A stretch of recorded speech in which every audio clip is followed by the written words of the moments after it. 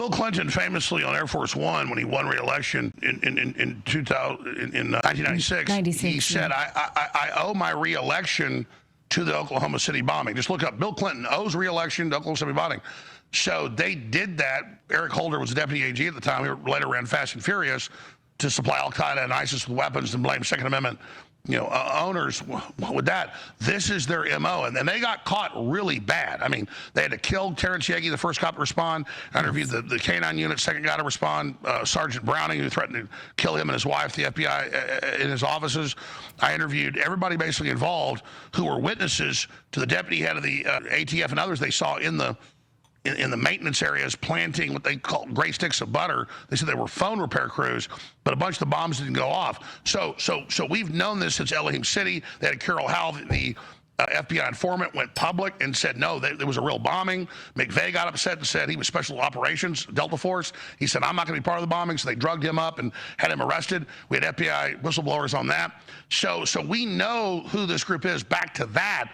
Notice Blanche them in the indictment talk about them funding criminal attacks, not just cross burnings, but you're going to find winding up mentally ill people that go and shoot up black churches. Remember that? Right. So, yes. And shooting up Focus on the Family. These are very, again, people are like, oh, they're purple-haired liberals that stage racism to get money. No, that's a cover, folks. This is a multinational NATO. Post-World War II, they set up the Marshall Plan so the CIA could operate in Europe and with no congressional oversight.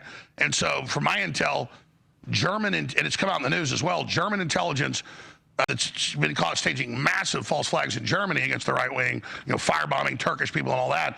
This is who they are. So these are the thoroughbred four horsemen of doom. I mean, these are the Darth Vaders of the leftist deep state. They're the captains of Antifa with Soros. They create the blueprint plans for that. I mean, Trump has struck directly at the mothership, which is a good sign with all the bad signs we saw. If Trump continues down this road, he is going directly for the jugular of these people. Do you believe it's because their funding has been largely disrupted with what's happening overseas right now that this is coming out?